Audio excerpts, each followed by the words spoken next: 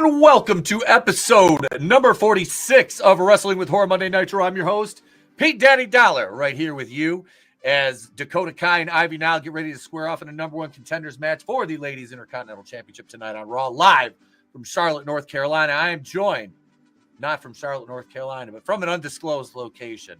Ladies and gentlemen, Mr. CJP. Howdy, folks. I'm just going to hang out here until we start getting a shit ton of snow, which we're not supposed to get, but we're getting it anyway. So you guys up in the north, take your fucking winter back. It's been snowing here for 2 days straight. I'm done. And my snowblower broke, which I just got a notification that my new auger belt, which will be here hopefully in a couple days instead of the projected 6 that it was supposed to take. So I can get that put back together. But my blower problems nonetheless. Thank you for being here, CJ. We hope Old Man Winter leaves you the hell alone, much as we do here. Also, somebody who doesn't like snow. I don't know. Do the undead like snow? I personally don't. I freaking hate it. But snow? The what snow? The coquina. Oh yeah, that's a good stuff. Except for those vampires in 30 Days of Night. Oh yeah, they love it. Yeah, they fucking love it. Speaking of loving it, I know Ivy's jobbing out. I don't see, are they okay? So the original plan was to make Dakota Kai the Intercontinental Championship. So they're going to take the title off Lyra, who they're trying to build up, and then put it on Dakota Kai, who's injury prone as fuck. Like, it doesn't make any sense. Hero Cam is on full display tonight. Yes, it is. Yes, it is. And you know who else is on full display is our boy monoTony. What's up, Daddy? What's up, everybody? Happy Monday. We are on the road to WrestleMania. Oh, and yeah. I don't know. Every time they say that because we'll die. Yeah. Glad to have you. We'll be your guide on the road to WrestleMania. So tune in every Monday, and we'll be giving away free content.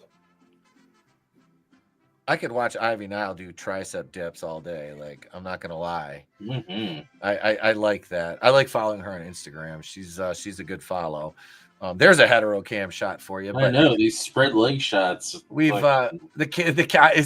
it's not Kevin Dunn. We can clearly tell. It's hetero cam. But no, hey, CB and Manliness and Keeley, thank you guys for joining us. Yeah, this is they're just kind of duking it out right now. But we've got so I got to thank the patrons. And on the other side of that, I've got some big news. So let's thank the channel members and the patrons, and we'll be right back.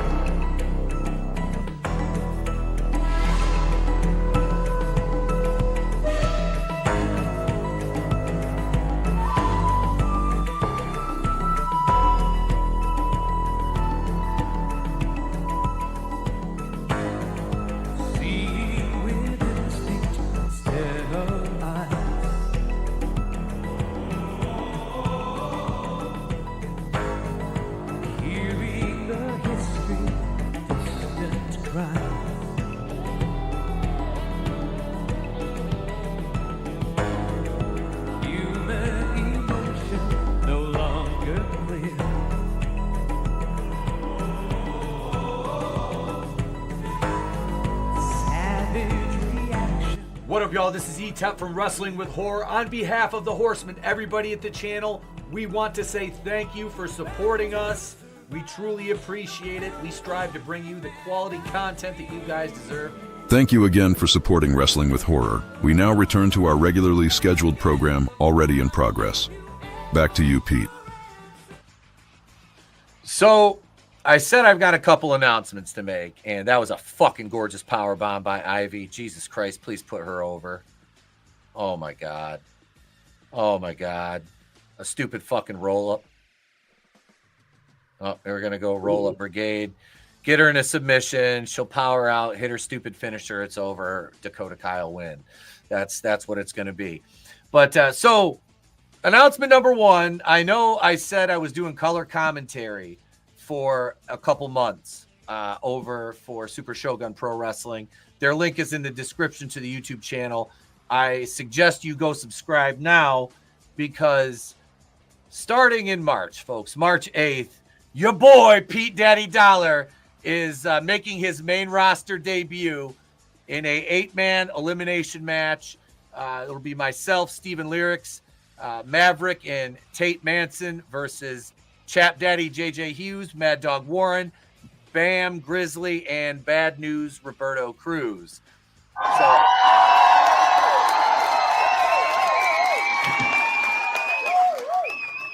I am so looking forward to that.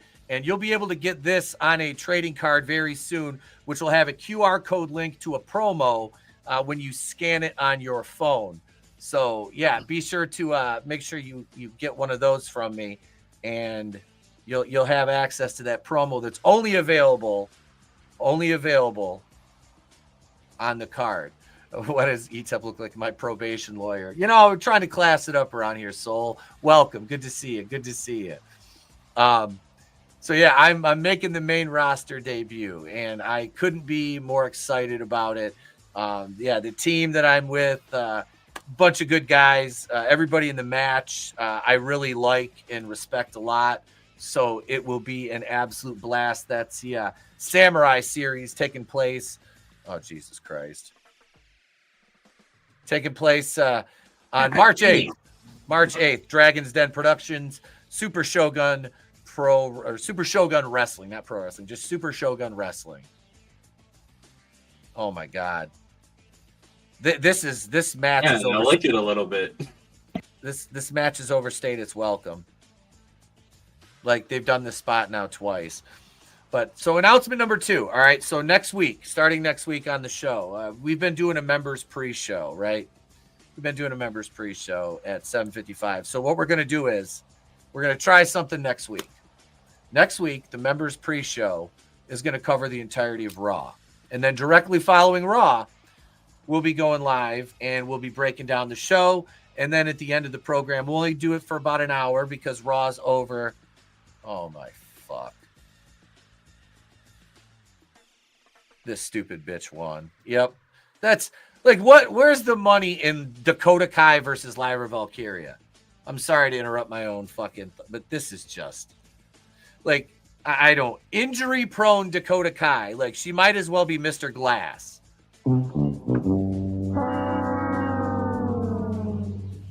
We all lose. She does a whack ass fucking, oh my God. And you're supposed to leave me to believe that what's her name can't like just pull her away from the ropes with her with the ankle lock on. Yeah. And may I just remind the chat that to get these types of wonderful hot takes from Etep and the entire crew here, become a channel member today so you can watch Raw with us next week, where, yes, more tomfoolery will be abound. Sign up now. Watch Raw with us. Yep, $2.99 as a Harvey, not a Harvey Wakuian producer, but $2.99 as a Kazooian. And if you're a new channel member, you say, hey, you sign up as a channel member for $2.99. You're like, hey, Etep, I signed up. I'm new. I will send you a welcome package. You'll get one of my trading cards in it, which as soon as we get the new trading cards, you'll be getting one of those. And I will still send you a kazoo. I don't have the new hockey mask logos on a sticker yet. We still got the old logos. We'll send you a kazoo because that's where the kazoo started. We'll send you one of those with the old Place to Be Reviews logo and a trading card, which is the Pete Daddy Dollar trading cards from IWE. But as soon as we have the new ones, you'll get one of those as well. So that's $2.99. Links right in the description of the video to sign up to be a channel member. It is, you get one stream every week, guaranteed, and early access to videos like the one that was released last night to channel members about Linda Cardellini playing Pamela Voorhees. They're in talks for that in the Crystal Lake series. Channel members got that a full 12 hours before the public got it. So guys, sign up for that. $2.99. We appreciate you. But anyway, we do have we do have some wrestling to talk about here this evening, in addition to what's going on Raw. So yeah, we're gonna do, like I said, next week. Member stream's gonna be through Raw, and then we'll be going live publicly, and we'll be breaking down the show for you guys right here. So we'll try that out. Whoop, hang on a second. I got a phone call. CJ, take over for a minute. Well, hello, boys. It's now my show. Anyway. Nice. Gunther and Jey Uso. You know, actually, I was glad that Jey won the Rumble. It was something different. Yeah, it was. I'm really glad they didn't go the Charlotte. Do I want him as a champion? Not necessarily. No, but you can't deny that he's popular with the crowd. No, you can't. It doesn't make sense to me to win the Royal Rumble. Like, that's a prestigious thing, to be a Royal Rumble winner. Mm-hmm. And then to go after the number 2 title. Mm-hmm. Like, and I get it.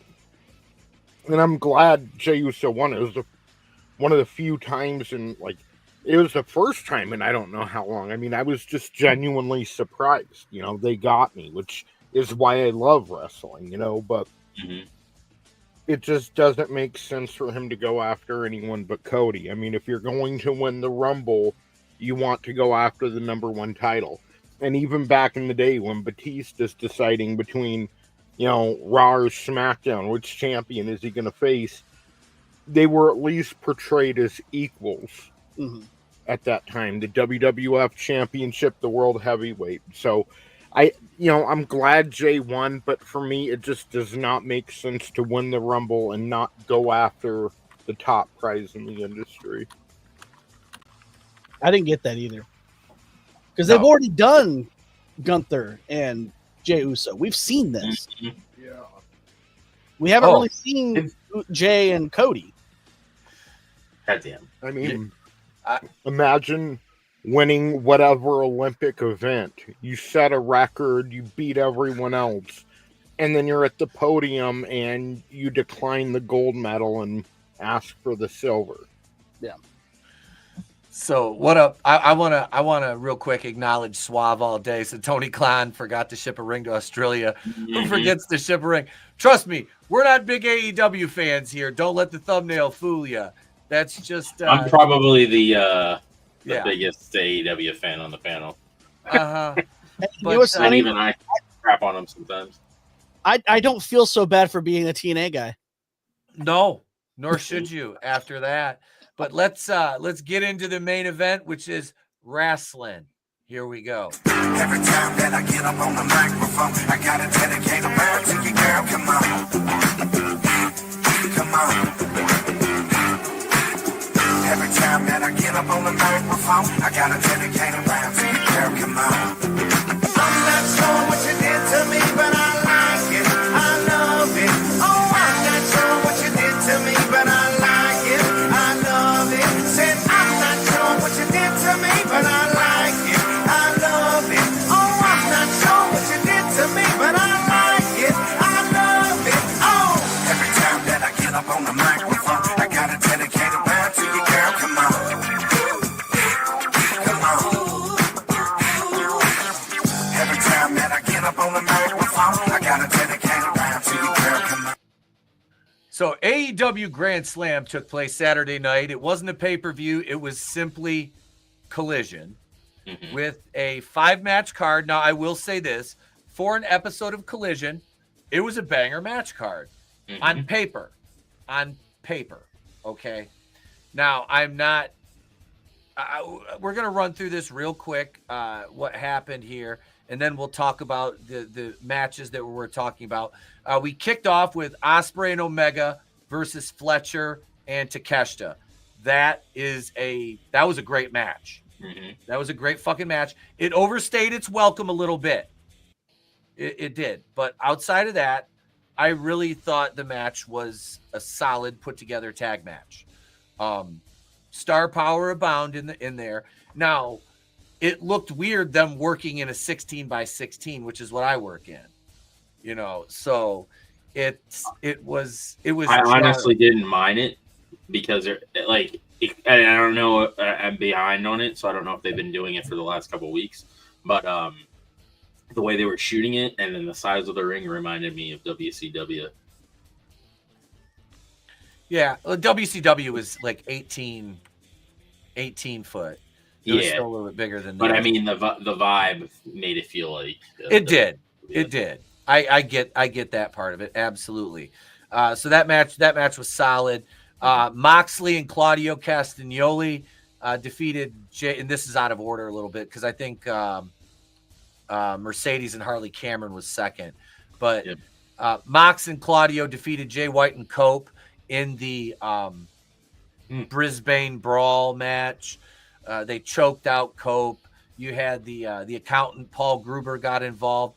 This match, you could have taken this off the card, really, and nothing of value would have been lost. Really, nothing. There's only one good thing about this match, and we'll talk about that later on. But Mercedes and Harley Cameron was next. Harley Cameron has gotten herself over despite her booking. She's talented. She's fucking hilarious. That puppet is just genius. Minnie Monet. The puppet's more over than Mercedes. Yes. Yep. I mean, the match itself, Harley looked good. And this was a match where I will say this, Mercedes had to be the heel and carry the match as the veteran. Yeah. She had to. That's just because Harley isn't like, and Harley by her own metrics has already said she's like, I'm not the best. But, I'm going to do my damnedest to try to be as best as I can. But she's improved drastically in her time in the ring. She's come a long way from QTV. She's come a long way from being on Dark. Yeah, but I mean, her in-ring work is much better. Her moves look good. There was a couple times you could see some communication between them. But yeah, in CB, I haven't watched since the first Dynamite on Max. That's why it's hard. Like, that's why I watch it in blocks, because it's like, if I'm going to watch it, I'll just watch it all. And then if I don't like something, I can just fast forward through. See, I'll just keep up with it on Twitter and through the news cycle and on YouTube with clips. And that's basically how I've managed to keep up with it, kind of what's going on, because I'm not watching it weekly. Like, this was, it's kind of a special event, bigger card on a Collision. So I'm like, we'll check it out. We were already streaming anyway. But so Harley lost to Mercedes, of course. I mean, honestly, I think they should have put her. I think they should have put her over. Yeah, I think they should have put her over. It would have gotten over huge, and that's a case where the title would have elevated Harley. And then you let her keep it for a couple months, take it off her, let her feud over it. Maybe a 6 month here and there, back and forth. You know what I mean? Find somebody else past Mercedes to feud with. But Okada versus Buddy Matthews. Buddy Matthews twisted his ankle jumping down from the turnbuckle when he was making his entrance. He rolled his ankle. A clip of that. I left. I was, He rolled it completely sideways. And as somebody who has done that a dozen times, that shit fucking hurts. And he wrestled the whole match on that. I mean, kudos to him. That's not easy to do. Who would have thought Vince Russo's WCW booking was better than AEW's? You're not wrong. You're not wrong. You're not wrong, CB. I'm not gonna fault you for that. Let's see. And then we had the main event, which is the only match really worth talking about.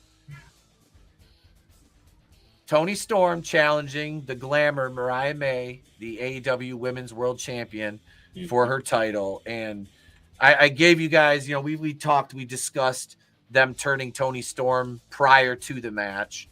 And when Toni came out, they hit her rock star music, and then it slowly transitioned into the timeless, and they did the black and white thing. It looked phenomenal. She looked great. The match was really good. I heard, I can't remember who it was, say he didn't think they should have put Toni over. I'm like, you have to. Yeah, Mariah, while she's been all right as a champion, it hasn't really been as good as it's been run. It's been underwhelming. It has been very underwhelming, and they made this whole like, and that's a lot of the booking issue too. Like her big feud should have been at a pay-per-view should have been Mina or whatever, and they didn't do. I don't think they did that at a pay-per-view. I don't remember. Yeah, Mina Shirakawa. They already wrestled. They already wrestled, but I think they only did it on like a Dynamite or something. Yeah, they gave it away. Yeah, they gave it away. It's like, why would you do that? Like, you build that up and have that be like a, an in between like pay-per-view match, and then you get into the Toni Storm stuff. Yeah. The match was good. Luther got involved. What up, Slasher? Good to see you, brother. Good to see you. And you turn her during the match, not as a result of it. And so they basically took our idea of starting off with the thing for the entrance and then switched it. Yeah. Wow. Hey, Toni, I'm waiting for my... I want my royalties. I want my royalties, you bastard. All right. Let me break this down, and I put this on the outline for you guys. These are just my thoughts. Match of the night was definitely Toni Storm versus Mariah May. Hands down. Best match of the night. I had the runner-up, and this is going to sound weird, but I had the runner-up for match of the night with Mercedes and Harley, and that's only because of the performance of Harley Cameron during that match. It was nothing Mercedes did. It was all Harley Cameron. When she, let me put the thumbnail up here for a second. When she came up from the side of that fucking apron, and you can see it down here in the lower right, when she popped up and had that puppet and her hair was all fucked up, she looked so fucking good. It was such a perfect shot. And that right there is why they should have put her over. Like, the crowd was, there was deafening apathy when Mercedes came out. Harley got pops all night. They could have put her over and had Harley with the TBS championship, and then she could have made little mini belts of the belts that Monet still had, and then she could have had like back and forth and shit. It would have been great. Oh, dude, that's why I said when people are like, "She's not ready," I'm like, "Bullshit, she's not ready." Give her it's a mid-card belt anyway. Let her elevate the title a little bit when she gets better, because she's talented enough to. But for now, let that title elevate her and book her properly. She's got to have a return match with Mercedes. She goes over on Mercedes clean. She should. Absolutely. That would cement her as a champion. And then you pick the right girls for her to go up against and have her win in quirky, funny ways as a babyface. It will work. Not dirty, but just the heel does something like when the heel, they hit themselves in the head with a chair, or, something ridiculous. Like, that's how that you could work that to put her over. They get into an argument with the puppet and get rolled up. Yeah. Yeah. Just ways to do it that are hilarious and funny and work with her character. You have to have the puppet be the reason that she gets the victory, because it's Mercedes Monet, so she's really good, and Harley's got nothing but upward potential. Yeah. Yeah. And this was the moment. I said this is the moment of the night, and I'm going to mute the music for this because I need to pull this clip up. And I know I'm going to mute Raw for a minute because Raquel's getting ready to job out to the diminutive one that Toni likes so much, Roxanne Perez. Hang on, let me pull this clip up here. It's not like, it's love. God damn it. Are we watching Chamber this coming weekend? It's next weekend. Oh, is it? Yeah. In the background. I'm getting my days mixed. I have to work. Here, let me pull this up. This was the moment of the night right here. Let's see, window. Where's it at? Jesus Christ. Where's the fucking tab? Is this it right? This is it right here. Yep, there it is right there. Wait, did it? Okay. You gotta let me know if the audio shared. Hang on. It's muted. Can you hear the audio? Barely. Barely.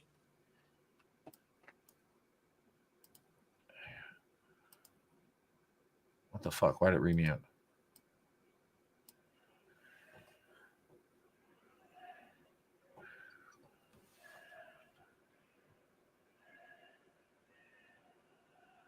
What are they saying? Oh, they're singing this song. Yep. That shit gave me goosebumps. I'm not gonna lie, man. Hearing that crowd, I couldn't hear it. Were they singing as on this day? Yeah, they were singing Metalingus. They were singing his theme, and they did like an entire verse of it, which was fucking awesome. Will you send the link to me so I can check it out myself? Yeah. Yep. Put it in the private chat or whatever. Yeah. Yep. Let me copy this. Hang on. That's one thing I'll give the overseas crowds credit for, is they do a lot of stuff like that, and they like cheer things that you wouldn't expect them to cheer. Yeah, like leading it's like a trade-off. Like you get those types of crowds, but then you get rated for posting a meme. You got to decide what's. I'm sorry. Go ahead, but I think it was the lead into Wembley where Big Bill was getting like a huge crowd reaction, and there was another thing too that was getting a big reaction too, and Jeff Jarrett got like a huge reaction over there too, and it's like, why are we not capitalizing on that like over here, like you know what I mean? Like I guess they tried to with Jeff Jarrett with like him and MJF kind of going at it. Now they switched gears and they have him going against Man and Dustin Rhodes. Like, whatever. Yeah, Jeff Jarrett. I don't see any money in pushing Jeff Jarrett at this point, but there's money in Big Bill. Yeah. That dude is money. And even getting Enzo back over there would be money too. Enzo and him as in tag. Like if they they got rid of the trios belts and just focused on tag champs. Yeah, that'd be great. Mm-hmm. Yeah, a 6-man tag is something you do is filler / like trying to get more people on the card. Like, okay, I've got these 3 matches happening at the pay-per-view. We need to get through 2 more weeks of episodic, television. Let's go ahead and throw these people, the baby faces on one team, the heels on the other, and we'll have a 6-man main event. It doesn't really, maybe slightly progresses the storyline, but is more like a placeholder till you get to the event. And having an entire championship built around that is stupid. It doesn't make sense. Like, the wrestling is one-on-one, me versus you, who's the better man, And then tag team wrestling is like you're in the foxhole with your buddy. Mm-hmm.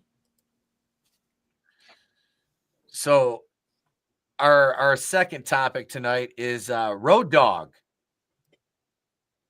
Road Dogg is back as the co-lead writer of Smackdown now, which he was in that position back in 2016. Mm-hmm. And his run between 2016 and 2019 was not looked at too favorably. Yes. But he also threw Vince McMahon under the bus and kind of said, didn't matter what ideas I had, they still had to go through Vince. Well, he's also not wrong there either. Mm-hmm. No, not at all. Vince was the final arbiter of everything that went on the screen. Yeah. Yeah, but he also helped with NXT too, if I'm not mistaken, with the writing on NXT like early on. And NXT, but at least that's what I thought I heard people saying. This is the fuckliest dude I've ever seen. Yeah, he is. And the early black and gold NXT was really good. Yeah, what the fuck is that thing in the ring? Pete Dunne. So we're now reduced to Netflix show cameos? Yes. Who gives a fuck about these two idiots? Yeah.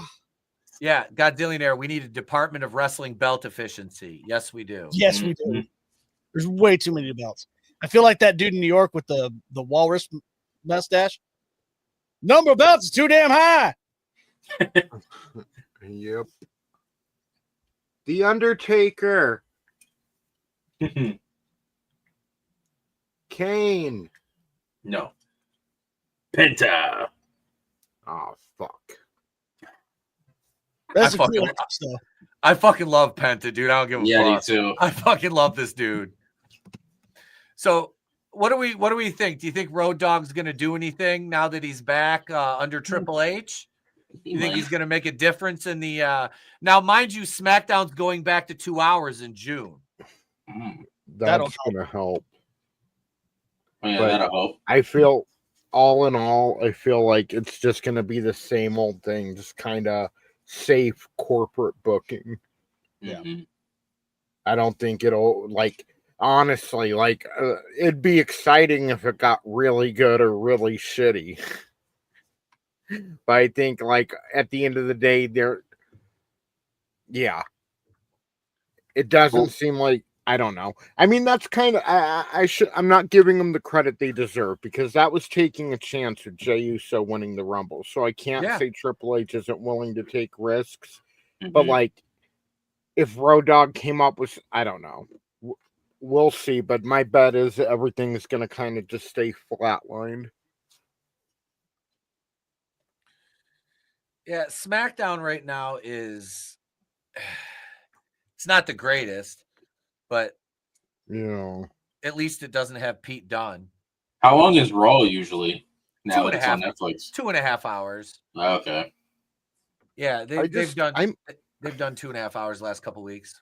Sorry, Tony. I miss the days of SmackDown, like with the SmackDown 6, and I know that gets like said a lot, but it's like, Raw was supposed to be the A show back then, and they were throwing all like the ragamuffins and shit over on SmackDown, and all the people they didn't take too serious, and they busted their ass to give that show credibility, and that's what, like, everyone's too comfortable in the Fed right now. Like if I were in wrestling, I'd be like, oh my God, I'm actually here. Like, I used to watch this growing up, and I would like think of every which way to make myself exciting. And I think a lot of the wrestlers these days, like, that's what they do. They'll like wait for Road Dogg to tell them what they're gonna do, instead of like really reflecting on themselves and their character, and would this be exciting, and then bringing it to them. So I think it'll just kind of stay flat, because if Road Dogg gets too far out there, Triple H is gonna, rail him in. Yeah, apparently, Sami Zayn is getting an unsanctioned match versus Kevin Owens at Elimination Chamber. Yeah.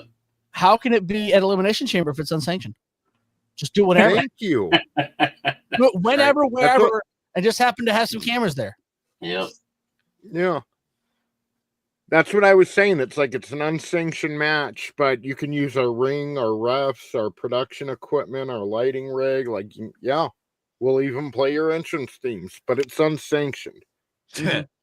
I think that's one of the current wrestlers' issues right now, is they're not strong advocates for themselves, and they're uncreative. Like, what's the worst that can happen? You get shot down. Like, that's all, you know what I mean? Yeah. It's like, at least you gave it a shot, and then like one of the times they let you run with it, and you just do the best you can with that idea and try to get it over. I think downside guarantees make them comfy too. Yeah. I was watching Beth Phoenix on Chris Van Fleet. They were talking about the Santino and her pairing, and that was her idea. Really? She pitched it to Vince thinking, oh, he's not going to say yes to this. He's like, yeah, we start next week. That's funny. And that was one of the funniest things ever. Yes, her it was. Santino was gold. It was fucking Yeah. hilarious. Because as a fan of Beth Phoenix's, I'm like, I can understand why Santino would simp for her. Mm-hmm. Yeah. It's Meth Phoenix in the ring. He looks like fucking I'm sorry. rubble. How have we Jesus. never seen this Oh, there's his asshole gay before? boyfriend. Yep.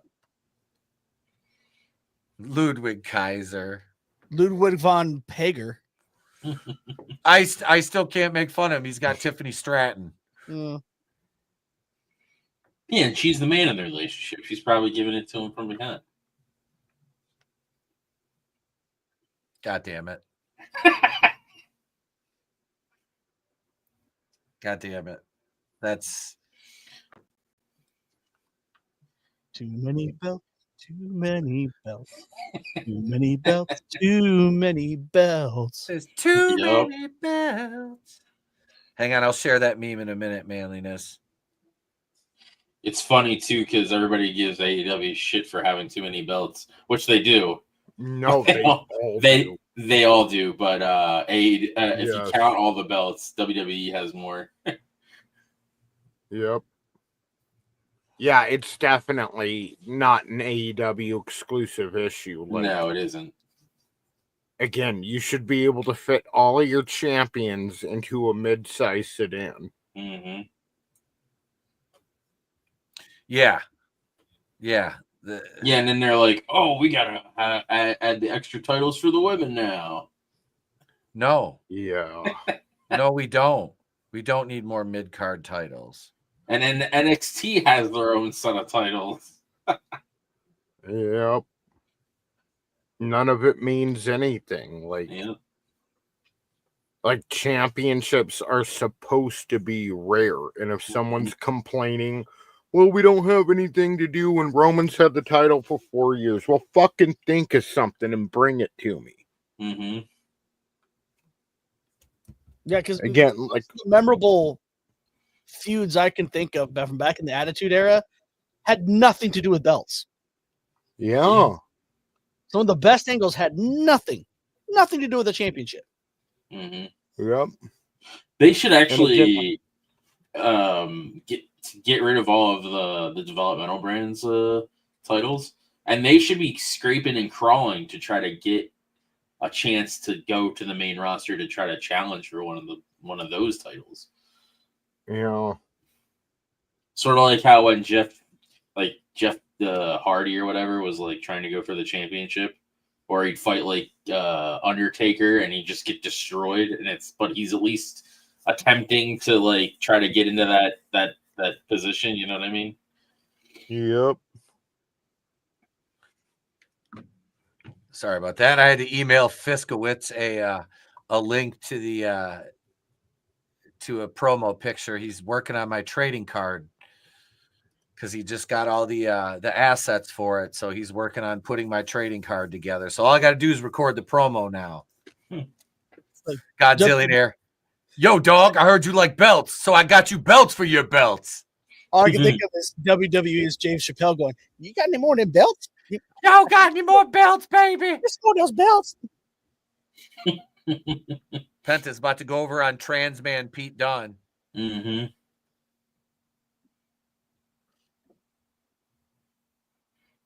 It's Barney Stubble. Yeah, Pete Dunne is just awful. How about you yabba dabba don't? Yeah, and everybody was like, "He's so good as Pete Dunne. He should go back to that gimmick." Because No, he was better as Butch. They liked him in NXT as Pete Dunne, and then they did it, and he's terrible. Yeah, I'm not a fan. I'm not a fan of Transman Pete Dunne. Because he was with that other guy, right? Tyler Bate.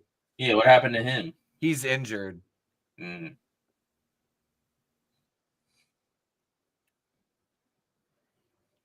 I heard that. Stand and wait. Uh-oh. Suck his D. Oh. It's Pentas Grundle. Yeah, I was going to say it's Pentas Grundle. By God, his Grundle had a family. What the fuck's wrong with his face? That's just the way Ludwig Kaiser looks.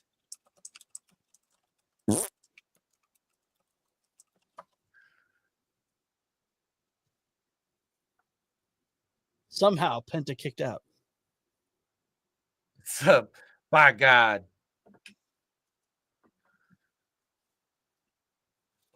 So SmackDown goes back to 2 hours. Road Dogg really meh if he adds anything. And then you got Demolition, Axe, and Smash signing Legends deals now. And there's talk of them being inducted into the Hall of Fame. 3-time WWF Tag Team Champions. I don't see why not with those two. Yeah, I don't either. Michelle McCool, didn't she get announced for the Hall of Fame? Which yes. I don't know why. Because she's the Undertaker was cool for the brief time they were there, but they didn't really make an impact on the business. I'll never forgive them for jobbing out Victoria to Michelle McCool her very last match. Yeah. I'll never forget that. I was so fucking I was like, come on. They were in that like in between period between the Divas and then the thing. So given what they did, they kind of were, the best thing happening at that time. Yeah. Oh, they're gonna job Pent out for No, he's not. He can't take an L yet in a one-on-one match.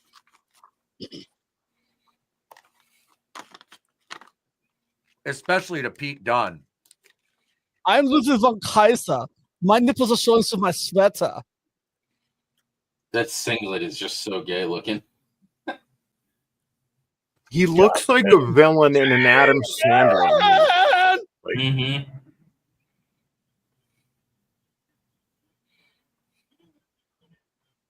Technically, his shoulder wasn't down.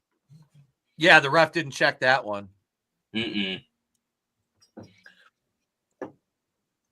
Saturday night was Vengeance Day for NXT, and the only thing I really paid attention to was Julia retained, Stephanie Vaquer retained, them standing out there together at the end of the night, and then Jordan Grace came down. And I'm like,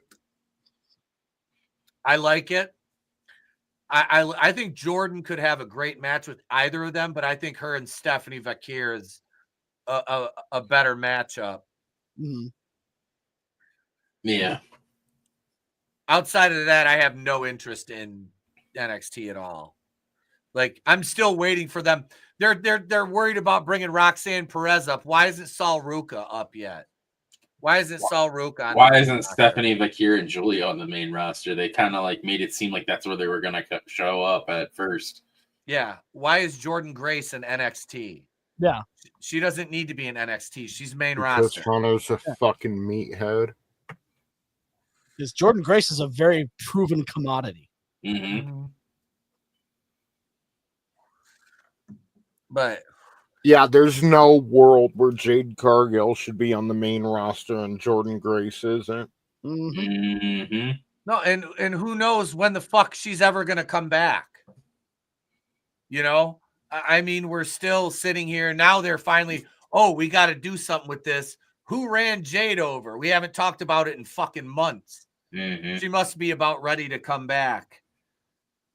I mean, if they're trying to build this up now, and I'm sorry, but blaming Liv and Raquel for this, if that's the way it goes, and there's another photo that I saw too that had I think Bailey in the background from that video. But anybody outside of Naomi or Bianca really is a letdown. Yeah. Because what's the point? Like, Bailey, what's Bailey's motivation? She doesn't even have a tag partner. Yeah, I don't know. All I know is that Jade Cargill could get by, not necessarily on her looks, but her look in AEW. And she thought she was going to be able to come to the Fed and do the same thing. Yeah. and she better fucking really start putting in some effort, because you know, if they're having to send her back to band camp this early in her career, I mean, Yeah. corporate can't be happy about that. I'm sure they're still being patient, whatever, but like that, yeah. She's the one tweeting that she's a celebrity and she was a celebrity before wrestling and will be after. And it's like, yeah, in your own head, maybe, but you better fucking start treating this like the lifetime opportunity that it is. Oh, absolutely. You know, that is a mistake, and it's sheer fucking hubris on her part if she thinks her celebrity is going to carry her through the business, because it's, and you guys know I fucking love Jade Cargill. Since the moment I laid eyes on that woman, obviously she, to me, that is one of the most beautiful fucking females I've ever seen. But she's just a natural athlete, and she's not grasping the basics of it, you know, which is concerning after a half a decade. You have to master the fundamentals in anything before. Absolutely. I'm not disagreeing there. Well, there was Bailey in the NBA. So if they wanted to do an angle where Jade got beat up by Bailey, it would work, because she could be like, well, I was potentially going to be in that NBA All-Stars thing, and I wasn't because I got injured. They could do an angle with my God, Bailey. She's a goddess. Yes, Mrs. Perez. Anything you say, Roxy. Simping no simper. Wait, hang on. I'm sorry. She impressed me in the Rumble. Do I have to play it? Do I have to play it for Toni? Look at that. New record, 108 minutes in the fucking Rumble, or an hour and 8 minutes. I gotta play it for Toni.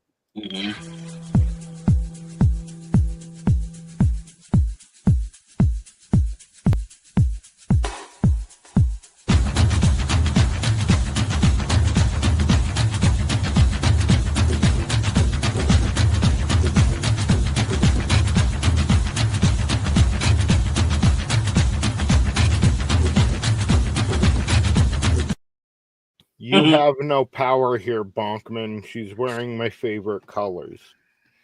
I mean, like I said, man, to me, this shit is fucking, it's a joke. This is like Tony Khan booking. Like, you got your biggest girl. Hey, go out there and job to this fucking pipsqueak. Like, maybe we'll be surprised and it'll be her that wins. But Raquel fucking sucks, dude. Every time I've seen her in the ring, she's been absolutely dangerous. Like, dude. Like, when she was in a TL fucking her Money in the Bank match, like, maybe 2 years ago now, and that was like, I was waiting for someone to get seriously injured. Like, I like Raquel, I like her look and everything, but motherfuck, she's someone else that needs to master the fundamentals. See, I didn't think Roxanne is all that great in the ring, based on what I've seen, the few matches I've seen of her. I'll give her the Royal Rumble performance. I've only seen her in the Rumble. I've only seen her in the Rumble. Yeah, but her versus Asuka at the NXT where they went against the AEW, dude. Which was freaking terrible. And I've seen some other highlights and stuff of her here and there, and I'm like, what? Why is this like so much? The match with her. I blame Asuka. The match with her and Jordan. Like, you're fucking, like, it looked bad. Like, I understand Jordan was in another company, but I'm just like, man, what the fuck are you doing? Like, this, I don't care, man. You're never going to sell me on some little fucking 120-pound girl going over on, like, I don't give a fuck. You know, Roxanne she doesn't even have to do, not Roxanne, but Raquel doesn't even have to fucking do anything. Big boot, couple body slams, power moves. Fuck, that shit's over. Like, I don't, here we go. I'm going to take the leg out. Then I'm going to take the other leg out. Then I'm going to work on this. Then I'm going to work on it. It's like, come on, man. Like, We seen your dumb shit with Rey Mysterio fucking 20 years ago. Stop doing it every time you get some little small motherfucker and you want to job out all your big people because it looks ridiculous. It looks fucking ridiculous. Speaking of Ryback, now that Ricky Starks is back, they should bring Ryback back just to put Ricky Starks through a table again. When did he do that? He did that like back in the day when he was back in catering. It was Ricky Starks was like an extra, and he was at catering like getting stuff, and it was like I guess Ryback's thing was feed me or whatever. Feed me more. Feed me more. Yeah, and he freaking picks him up and fucking puts him through the catering table. I liked Ryback. I did too. Yeah. I liked Ryback more than Goldberg. Oh yeah. Goldberg. My biggest problem with Goldberg is again he thinks the industry owes him something, even after all this time. Like, fuck you, dude. Yeah. Yeah, it's not. That's not how it goes. It's not even well, I know I deserve this, and I'm gonna go out and get it type thing. It's you owe this if you want me. And he was like this in the beginning of his career. Like, if you want me to appear here, you need to do this and that. Did you hear that story when I don't remember what Triple H did to initiate it. He said something in an interview about here in WWF we have real wrestlers. We don't have like hype like Goldberg or whatever. It was in his DX days with China. Yeah. And then they were at a convention and I almost said Ryback. Goldberg happened to be at the same convention. And he went over and was like yelling at Triple H in front of everybody. And Triple H was just like kind of smiling at him like, okay. Anyway, it was a bad look. Is what I'm saying. Yeah. Well, Goldberg thought it was a shoot. Yeah, Goldberg he thought that we got pranked by a local Tulsa radio station. I remember that. We listened to that. Yeah. Which, unfortunately, the guy who actually did that character just passed away. Oh, shit. I miss Roy D. Mercer. I thought they lost the titles. I guess not. The War Raiders. I thought they lost the titles. They didn't, though. No, I thought they did too. Because, of course, I wasn't really paying attention either. Yeah. I'm getting that. I was like, she looks ridiculous. I'm getting that for PC, so me and Chris can eat each other. I'm even gonna buy that, and I might get the Undertaker edition. I don't care about the Tribal Chief one. No, Etep was like, this bitch looks ridiculous in PS5 graphics. What the fuck? I'm playing N64. We could do a stream with all our creator wrestlers. Yep. Did that entrance song just say La Puta? I could have sworn it said La Puta.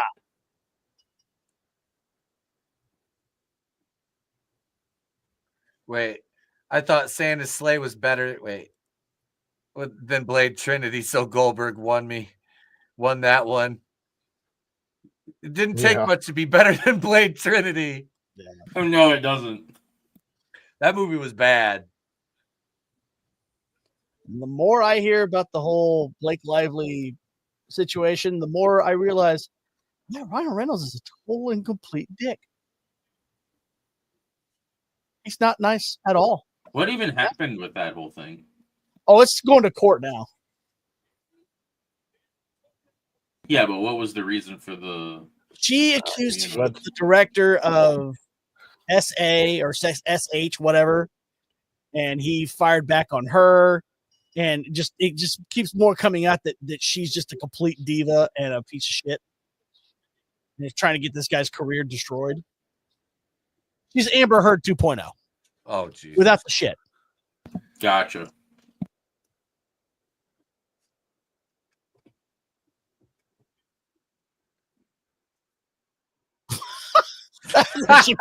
It put you down? All right. Yep. She just fucking dropped her. I love it. She's great. Look at the energy Roxanne has. She's got presence. Compared to the Asuka match where she was just standing around waiting. Yeah, this isn't bad. Daisy Dukes. Yep. Actually, those are more like Lieutenant Dangle shorts. But I'd much rather see him on her than Tom Lennon. Yeah. Yeah. Look at the 25 ratings. Roxanne Perez is an 83 and Raquel is an 86. Like, in what fucking world? I don't I like Roxanne, but really? I don't know why Roxanne's an 83. Yeah, like she would. I like her. I'm rooting for her now, but yeah, she's more than 3 points behind fucking Raquel Rodriguez in strength alone. Yeah. I don't understand. You're tiny. You have to bounce off the second rope. That's how you know you're a tiny person. Oh, see that right there? That should be it. Like face first into the fucking post. Like, goddamn. That should be fucking it. Like you come in, you hit your gimmick, bam. That's like you're the bitch is 100 pounds. The ref should have DQ'd. The ref should have DQ'd her for high-fiving her. She has heart. Oh, she actually hit the other wrestler.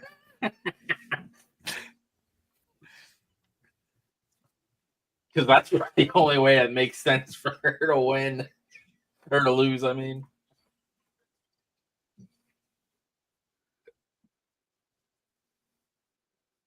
Yeah, so they'll have Bianca and Naomi in, but only I don't know. I'm gonna have to start.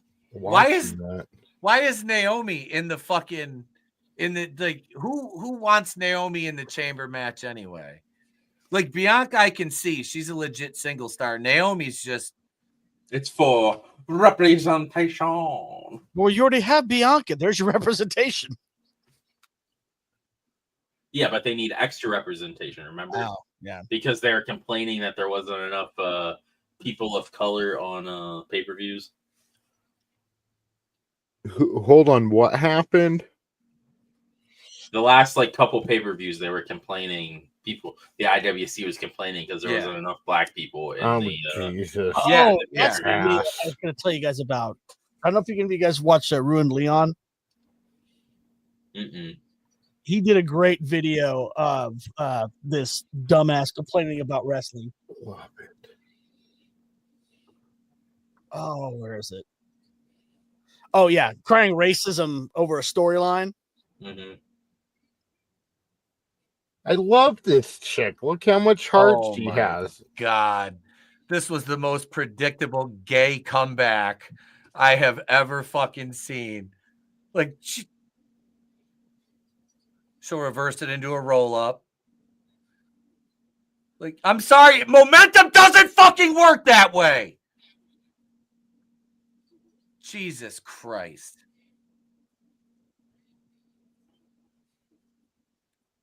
Like right here, all you do is just backdrop out of this. Mm-hmm. And just smash her. Instead of, or just grab the rope. Yeah. This is just get it over with because I'm getting Statlander and fucking Monet vibes already. It was gonna be. I was gonna say if that's a Canadian destroyer.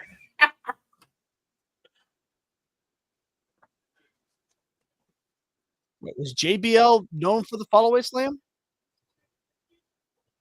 Foot on the rope. She could barely even kick out.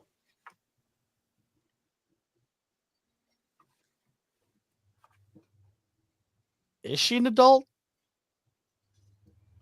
She looks like she's 14.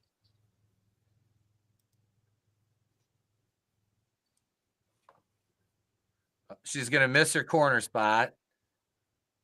Into the post. Now, let's not forget that Roxanne hit the post head fucking first, but she's fine now. She's fine. Oh, my God. Roxanne Perez, so physically dominant. Another tope. Jesus, age fucking. Let's stand there and wait for it. Yep. Here comes the fucking. They gotta give them the show. Here comes another gay ass fucking stupid. Jesus.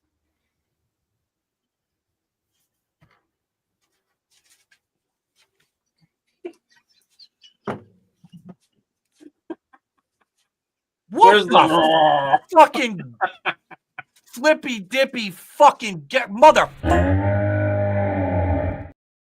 I was waiting for it.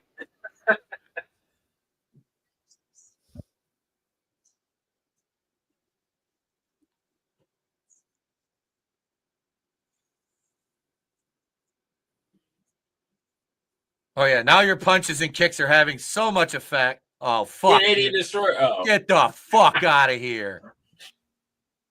Get the fuck out of here with a fucking Canadian Destroyer. This fuck. Oh my god! And just when we thought it couldn't get any dumber. Yeah, because they're pissed because they think that she fucked up Jade. What the? Oh God, they're cheerleaders. Oh, it's the goddamn ugliest outfits I've ever seen. Raquel's gonna get rolled up. I'm not gonna lie, the Bianca one's kind of. Yeah. Oh yeah. I'm not complaining about this. I'm not complaining either. Oh my fucking God! What the fuck? What a gay piece of shit. She is a star. Thank you, everybody. Good night. I'm gone. Thank you. She is a Roxanne Perez is a fucking. No, God! No, God, please, no! No! No! No! I'd expect better from you, Tony.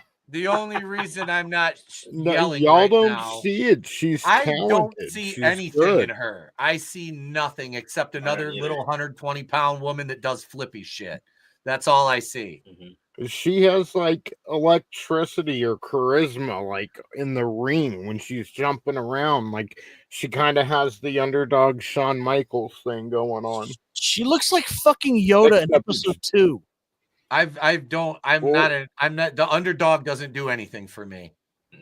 The underdog does nothing for me. I know. I can't with her. I can't. Like I said, after watching her NXT and the way they push her and try to make her look like she's just going to be another Bianca Belair. That's all she's going to be.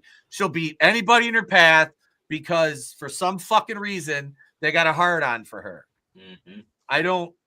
It's just, I don't know. The way they pick, I don't know. It's like her in the what the fuck is she gonna do in the Elimination Chamber? Like, she's not going over. Like, I see they're testing her. They're put on a show. They're testing her out. I see that. That's what it is. It's let's take the training wheels off. But I mean, like when she was the dominant champion in NXT, I'm like, get the fuck out of here. Get the fuck. Her finisher is the worst fucking possible finisher you could give somebody her size because it looks dumb as fuck when she does it to somebody the size of Roxanne or Raquel, much like a dumbass Hurricane Rana. Like that doesn't work. All you have to do is do this and just push, and they're just gonna go flying. There's no, and it's the same way with the men. I judge that the same way I do as like Rey Mysterio doing it. It always looks fucking stupid to me. I'm never going to fucking get over that. This is, speaking of, it's Karrion Kross. You should just lean into being Jesse Ventura. This fucking guy is another one. Like, what the fuck are you doing? But they don't do anything with him. He's like a manipulator. But it never fucking goes anywhere. He's been in the roster for years. Yeah, I know. And it's always just falling flat. Because they stop and go with him. Yeah. Or they release his partners, like they just did with Bizarre and Paul Ellering. They don't give him time to like do anything. They just kind of like it doesn't like because they don't want to let it slow burn. And a lot of his stuff is like slow burn kind of shit. You know what I kind of like to see him do is like kind of not the exact thing, but resurrect the devil's advocate thing that Sean O'Haire was going to do. Mhm. Yeah. I think he could do well with that type of gimmick. It could work. Because he is, I mean, don't get me wrong, Sean O'Haire was a fucking beast in the ring, but charismatic talker, he was not. No.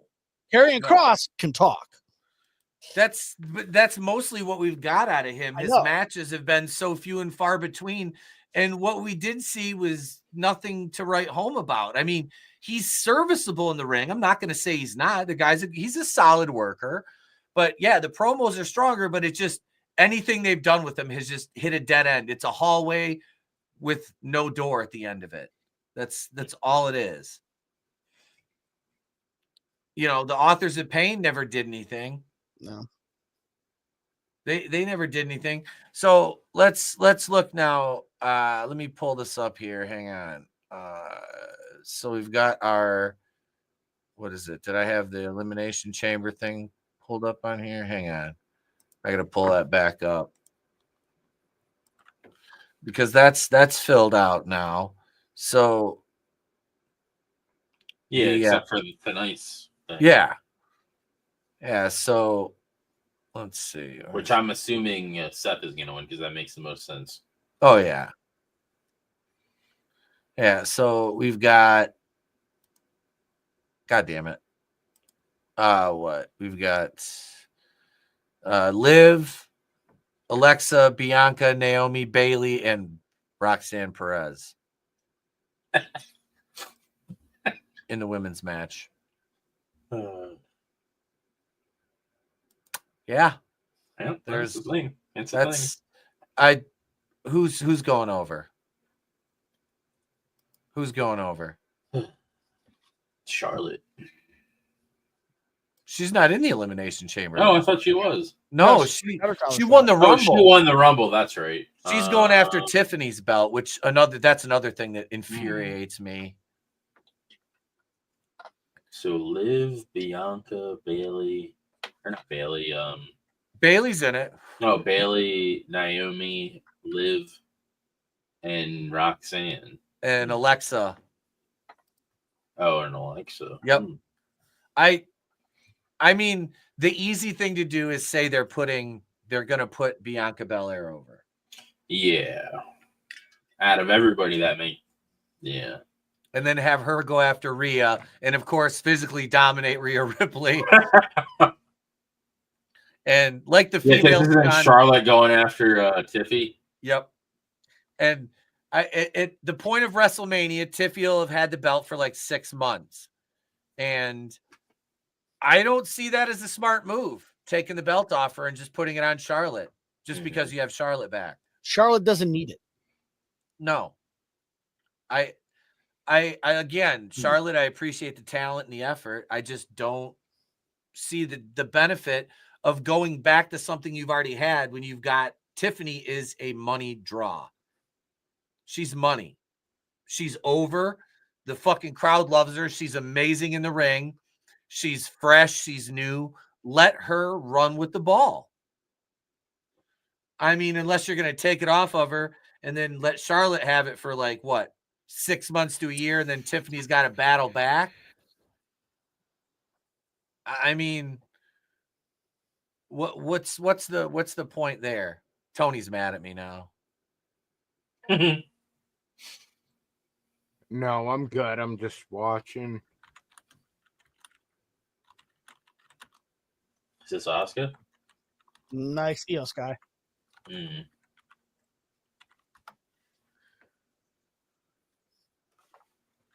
Isn't so queer.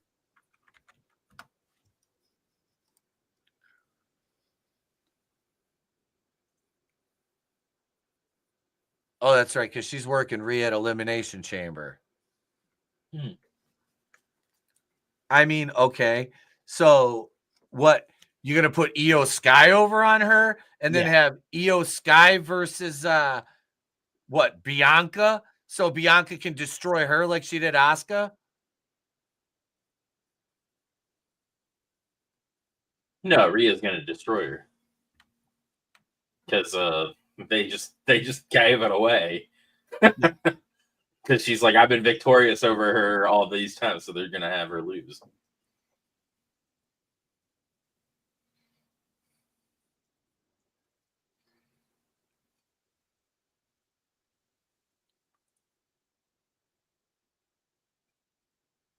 The boo day. Ah!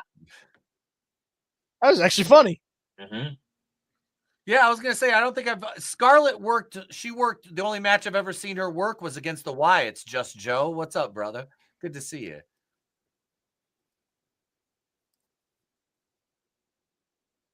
I don't care about Rey Mysterio, so that's fine. Or Dragon Lee. Or Dragon Lee. Jesus. The LWO. He was better when he was in AEW. It's with, rare. It's rare to say with that. Roosh and his other brother Jalistico, because they were the Infaction El Goblo Noble or whatever the fuck. Well, here's the question: How quickly does Rusev make it back? Does he make it back before Mania or after? Mm-hmm. I don't know. Same with Malachi. He's free too now. Yeah. I want to see Malachi before WrestleMania. Or Alistair Black. Yeah, it's gonna be a bitch to name him out. Call him Alistair again. Well, actually, here's what makes sense to me is Malachi Black comes back and he takes Karrion Kross under his wing, make Karrion Kross the muscle, and put Malachi Black in the front. Yeah. Oh, yeah. You could do that. You could easily do that. It would take the pressure off Karrion Kross too. Yeah. And then they still have Scarlett for the eye candy. Yep. Well, I think that's the thing though, is I think Alistair Malachi Black is going to end up on SmackDown because that's where Zelina is. Because they just moved her from Raw to SmackDown, I thought. Yeah.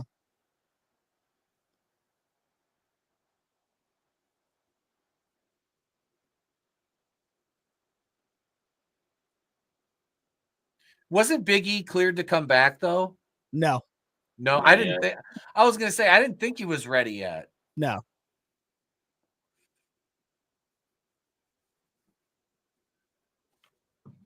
Is he talking about Chris Jericho?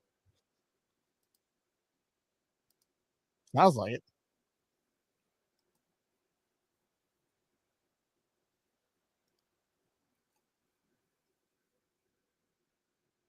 Tell that boy's been wearing do-rags too long. His forehead's way too smooth.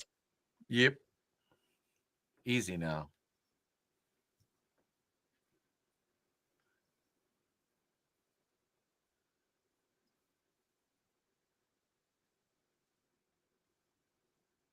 He looks weird without his mustache. He does.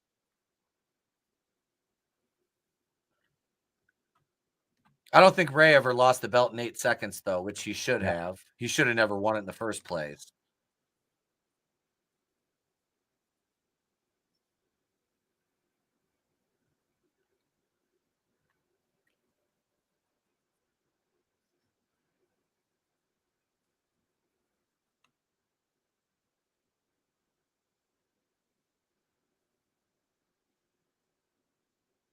Have you ever been lawn darted by Kevin Nash? No.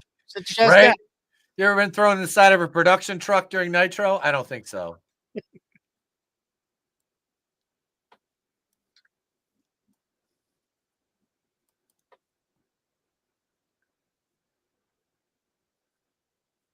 This is the New Day right now. I gotta have my TV time, right? Am I right?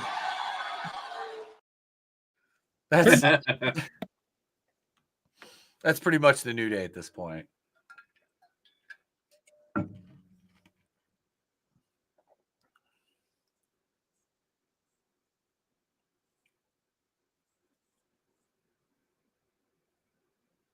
He's a luchador, you dumbass. Where are they going? This is the problem I have with these long promos. Where are you going? Yeah. What is your goal? Where are you going with this? I thought the end goal was for them to fight Big E, but if he's not cleared. Yeah.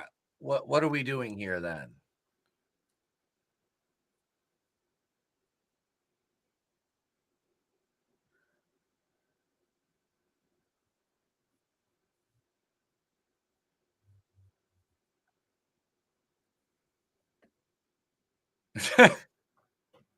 Isn't that a hate crime? Yeah.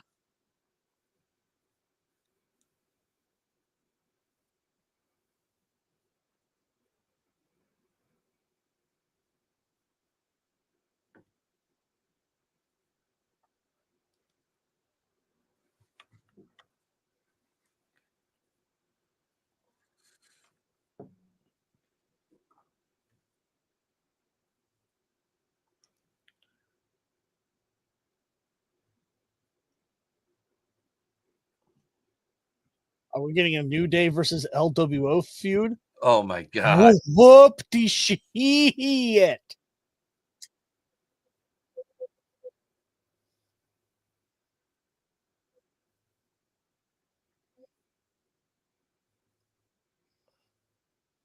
The fact they don't even come out to the LWO music pisses me off. Right?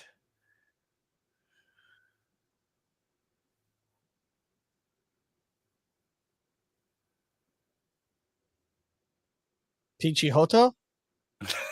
I understood that. I got that reference.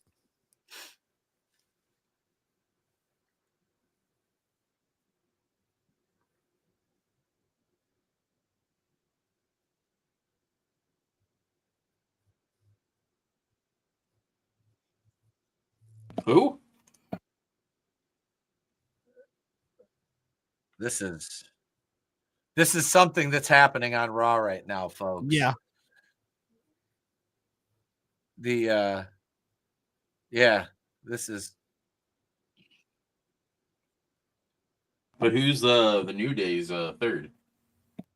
They're bringing back Odyssey Jones. Because they fired him for no fucking reason. Mm-hmm. I'm surprised they're not wearing ponchos or riding burros. No, Vince McMahon's not there anymore. They'd come down on the Juan Deere. New Day should get Juventud out of retirement. He was wearing the hat that what's his name has in Mortal Kombat. Hoovy and Psychosis. Yeah. Get super crazy. They come out and they give him the Juan Deere. I always liked Psychosis. I thought he was way underrated. Oh, yeah. Hoovy was talented, but he was dangerous as fuck, and he was arrogant. Ha! Tom Homan busts into the ring.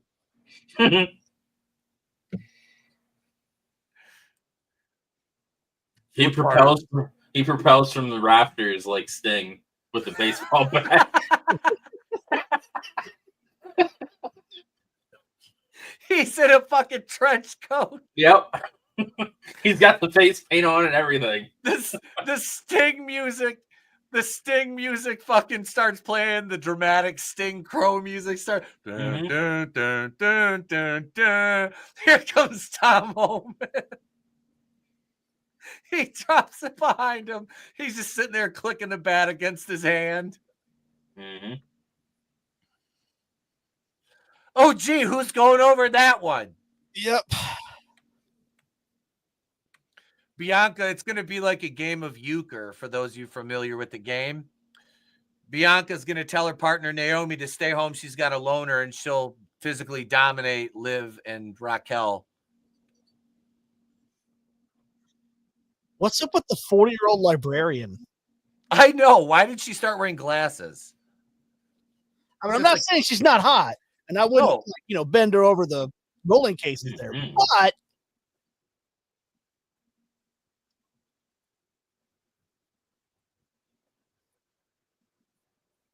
Does she have a grill on? yeah, she does. God damn it.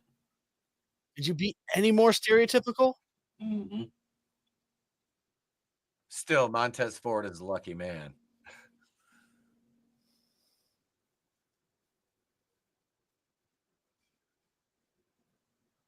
I can sleep on her.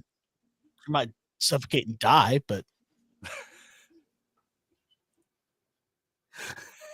It's nice to hear from the Wayans brothers. God. But wait, there's more. There's more. Oh, God. Here comes Tony's favorite theme song. Oh, listen to when everybody chants.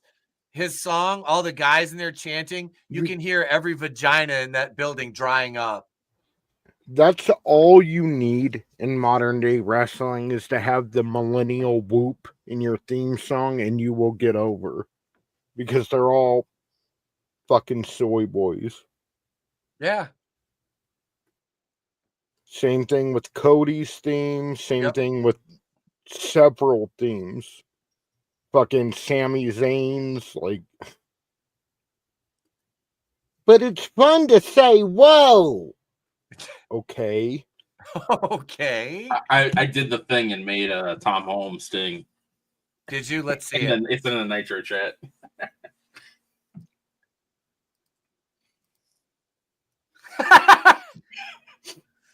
Hang on, I'm going to share it. See. Dun, dun, dun, dun, dun, dun. By God, it's Tom Holman. It's Tom Holman. The LWO better run.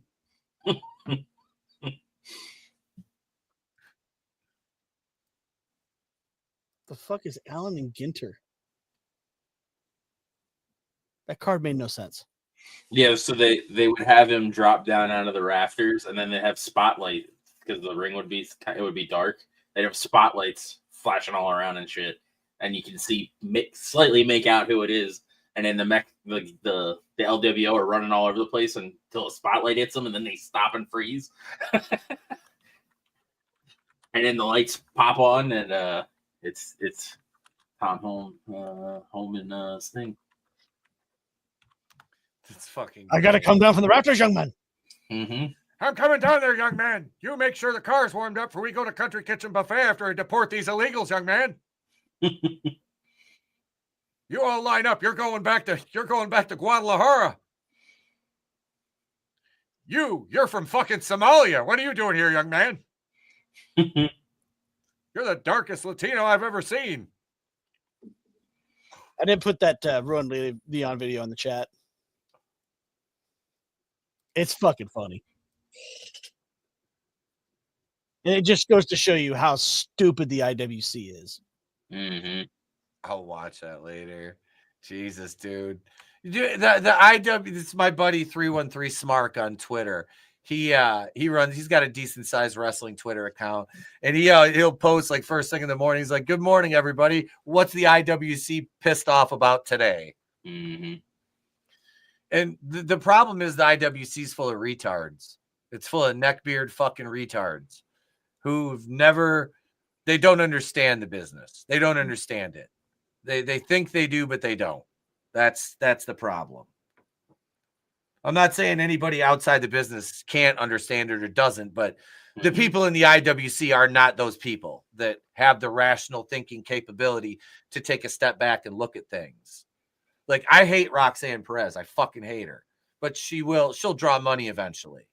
Mm-hmm. I'm never going to be a fan. It's like one of those people I'll always be apathetic towards. Like, that's a bathroom break for me, you know. But they'll use her despite, you know. Because there's obviously some. Like I said, I don't see it. I don't get the appeal. Like, she's like the same size as Liv Morgan. I would say Liv Morgan, Roxanne's probably a better worker. But that being said, overall, not even close. Liv's got pretty much like everything, all the other intangibles that Roxanne, I don't think, will ever have. Like her selling right now, Roxanne's selling is mid. So apparently AEW is doing 2 shows at MGM Music Hall at Fenway. Really? In Boston? Yeah. They're doing a Collision or a Dynamite and a Collision. In the fall?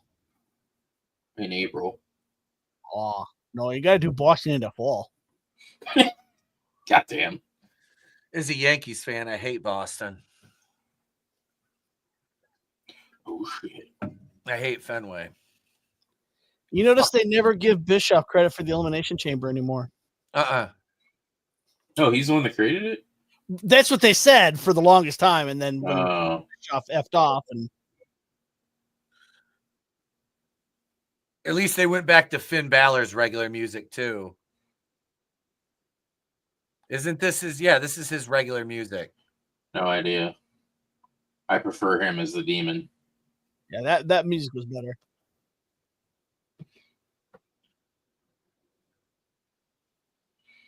Or is this the Def Rebel one they used at the Rumble and nobody recognized? Yeah, that's the one. No, this is. I think this might be the Def Rebel one. I don't know.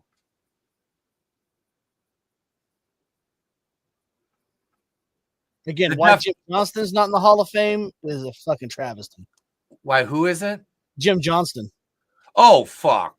Absolutely. What, 40 years he did the themes? They should bring him back. Although, unpopular opinion, I actually prefer Hogan's WCW theme to Real American. Really? I prefer American Made to a Real American.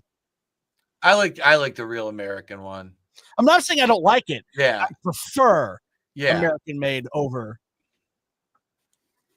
Real American. It's a hot take.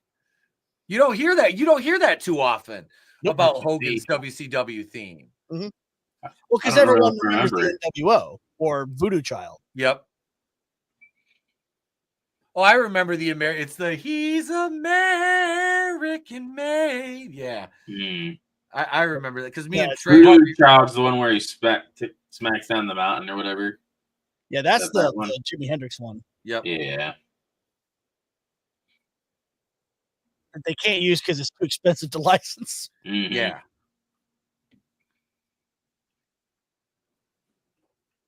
I mean, heck, what was it in Wayne's World? They Led Zeppelin like what $100,000 Yeah. to play. For Stairway. A second of fucking Stairway. That's why they made that joke about no Stairway to Heaven. Yeah. Mm-hmm. Well, the original theatrical release had it, but they couldn't do it for the home video release because they had to repay it again. Oh, okay. I didn't see it in the theater. I saw it on home video. Yeah. So in the actual original theatrical version, he does play it. Okay. Yeah, see, I got the VHS version. Yep. I know it was $250,000 for that one. It was $100,000 that the office had to pay for Michael Scott to sing a shitty version of 2 Tickets to Paradise. That was funny. I like Goodbye Toby. Was that Supertramp? Goodbye Goodbye Stranger? Yeah. I'm guessing this is the main event? Yes. Mm-hmm. Finn's like Austin Theory. He's got more abs than he does charisma. Mm-hmm. That's what I say. He was better as the demon. He at least had a character. Yeah. Seth Rollins is like, remember when I ruined the trajectory of your career? I'll do it again. God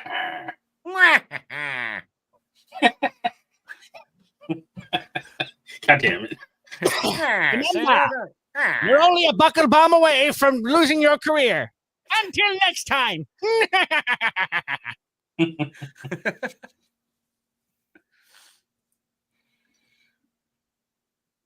That was an awkward move. I couldn't tell if he was actually going for the reverse atomic drop or what. Just buckle bomb him. Yeah, that's there's his back. He's dead now. He's gonna give him a buckle bomb like they gave what was his name Benjamin Bratt in Blood In Blood Out, and he's gonna drop him over a fire hydrant. You know, I'm not sure why no one's ever given Seth Rollins the old Three Stooges fingers up the nose bit, like grab him by the nose, treat him like a bowling ball. Damn it, Colby Lopez. Isn't that his name? Colby Lopez? Colby Lopez. He was going to do the Kirk Franklin stomp.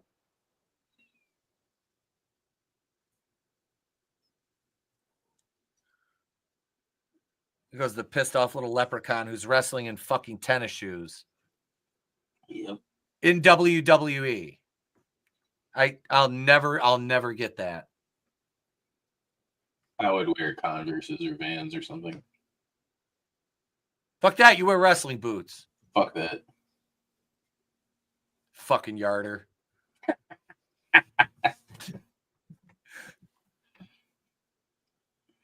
Or black combat boots. If you're gonna wear tennis shoes, at least wear fucking kick pads over them. You know, try to disguise. I'd wear long pants, and the boots would be, or the pants would be over the boot.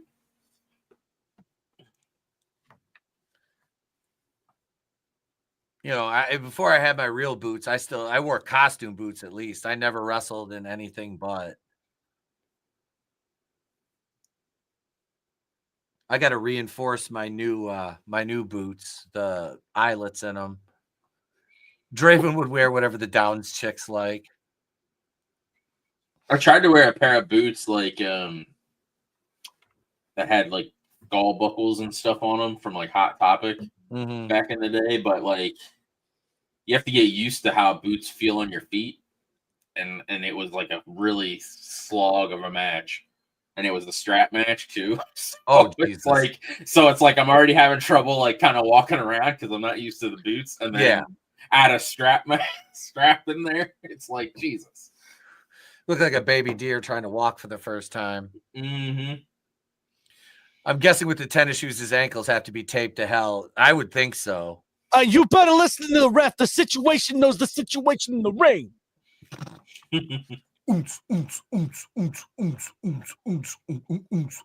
Yeah, that's why my spray tan is better than you Irish punk. They never get no sun in Ireland there, Finn. I think I ended up winning that match too. Oh, God damn it, manliness. God damn it. That's a deep cut with a Batwoman joke there. Because it was Rock Bottom versus Rock Bottom. Because my finisher was the Fallen Angel, and his was the Stealth Bomber. And he was literally like a parody of The Rock. Okay. And yeah, so that's what the match was, pretty much just a Rock Bottom versus Rock Bottom kind of match. All right. The last time I created a wrestler, I made a guy named Sadball. I made him as absolutely tiny as you possibly could. Because I did that on Tony Hawk's Pro Skater. And when you see like a 4'11" dude wipe out and the blood trail it leaves behind is one of the funniest fucking things ever. Nice.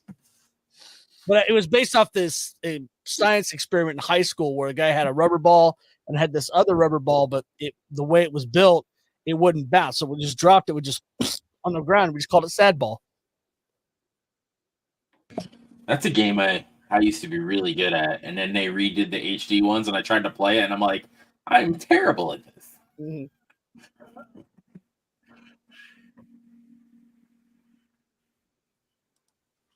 Wait, Jack Quaid as an action star? Yeah, I can't believe it. Sorry. Yeah, I don't either. It's almost as weird as what's his name? Short Round as an action star. Yeah, I'd believe him more than I would Jack Quaid. True. Because I watched him in Everything Everywhere All at Once, and he was good. He was good in that. I need to see that Love Hurts movie. It looked. Yeah, I want to see it too.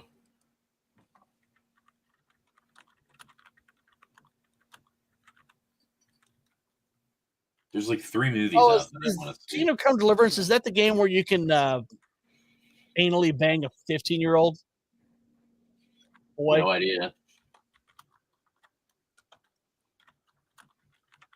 I thought I heard something about that. I haven't been following a lot of the games here lately.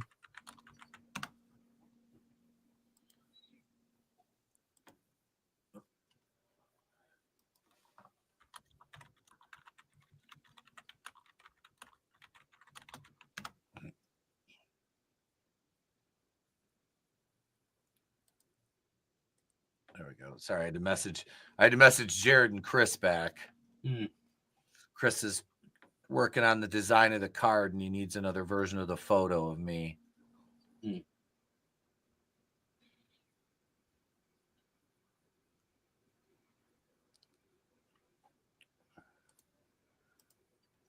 need to get my gold chain out again so I can, since I'm rocking my theater kid look tonight. I'm about to order a new Cuban, like a black one to match this and my black watch. I got to order the bracelet too. But I was like, I need a new. It's like an all black chain with a little crucifix on it because I need another chain. Just like I need more rings. There's just two more. There's just two more just sitting over here that I wore down here one night and just left here because there's another 30 upstairs. It's like me with guitar picks. I have way too many of them. It's like hats. I have a million fucking hats. Like I do. I just buy like beanies and ball caps, like fitted hats, flat bills. Like I have a stupid amount of hats. There's probably like 20 some in my, like I have my own like hall closet, coat closet. There's like 20 some hats there. Then there's another like probably 20 upstairs or 30. And then I have a bin full of beanies.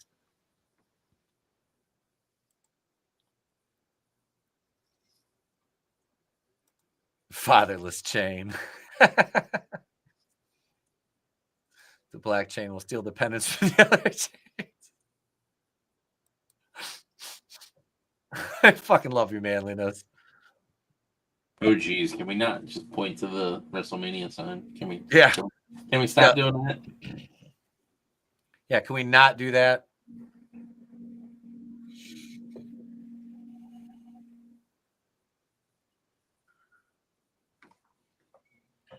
What are we going to do for the double down here? Come on. Oh, shit. He's got to be pinned, but I got out of it. I am Rollins the horrendous. Oh, my gut is hurting so much. It's like I have diarrhea of the Taco Bells. Oh, that was my face. You are hitting the money maker.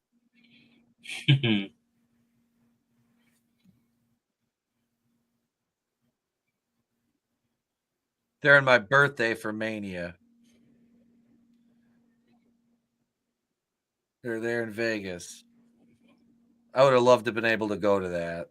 Mm-hmm. And now I put my face in his grundle. His penis smells vaguely of eggs.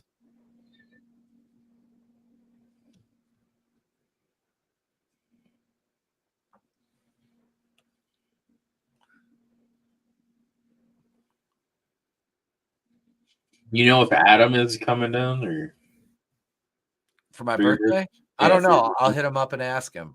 Since it is WrestleMania weekend. Why does this referee smell like patchouli and sadness?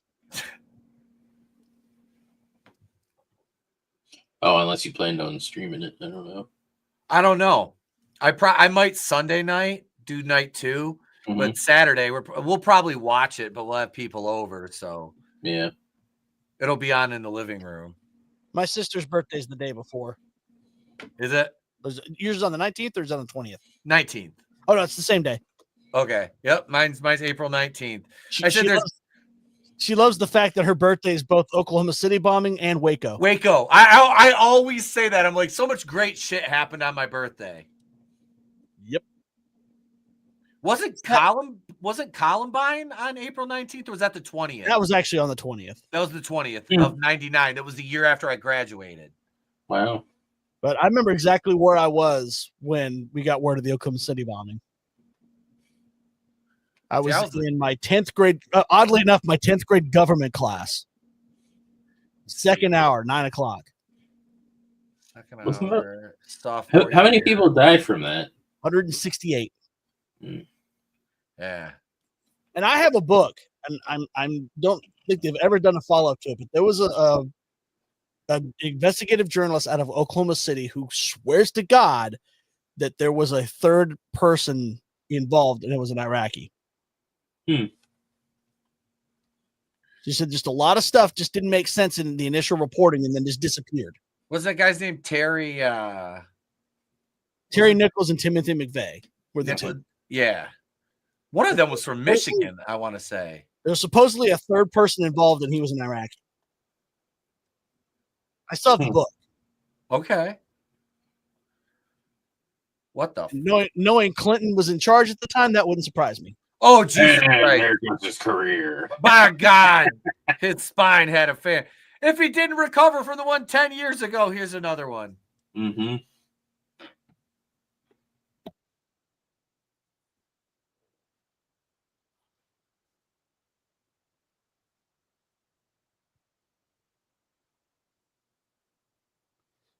I apologize. That was the shittiest frog splash. Yeah, that looked rough.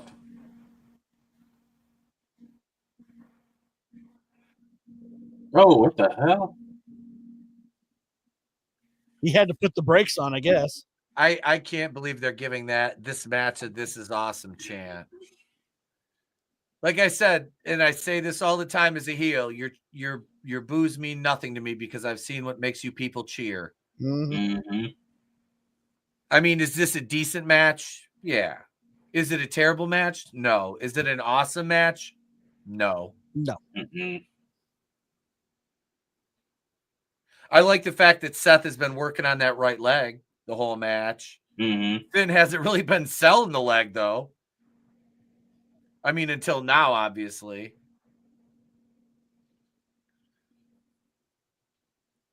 You're going to make me puke up my Cocoa Pebbles. Right in the dick.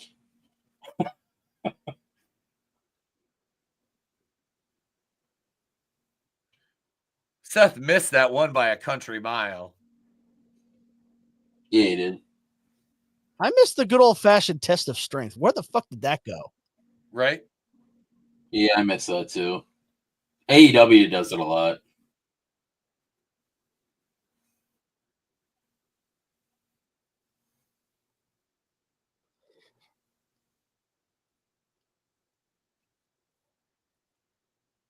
Which I will give them credit. They do some of the older stuff occasionally.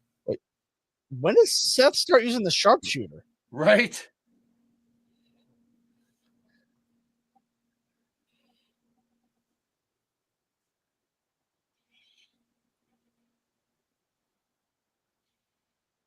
Just do the push-ups. You have the abs for it. Do the push-ups.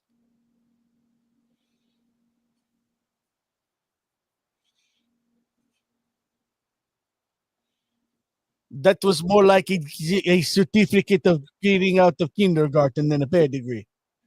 Finn almost forgot to kick out on that. Mm-hmm. I thought it was a 3 count. I did too. It looked like a fucking 3. But again, these people don't ever protect their fucking finishers. No. Well, that's because it's what's his name doing the pedigree, not Triple H. If it was Triple H doing the pedigree, he wouldn't kick out because he's not the creator. Rock Zapata? Is that the ref's name? Ron Zapata. Stop looking at the sign, homo.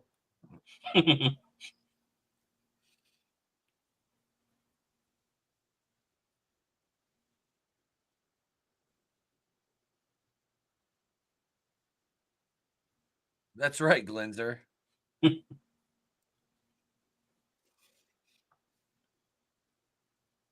Yeah, whatever happened to Omos or whatever? What is he doing?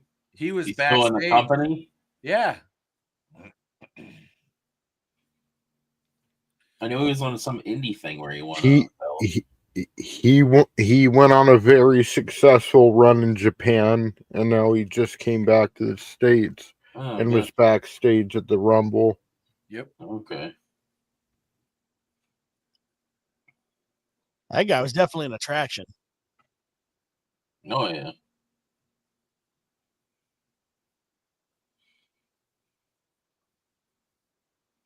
Oh, no, Seth Rollins. What, you didn't get a "you fucked up" chant for that?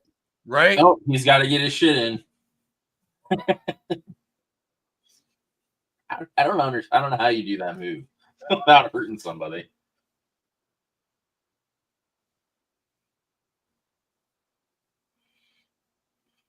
That's a terrible crossface. Yeah. Mm-hmm. Mine was way better than that. Sid Vicious's is better than that. It's crazy too because they want to erase everything Benoit's done. And he used to do the crossface all the time. Yep. But then they let everybody use his move.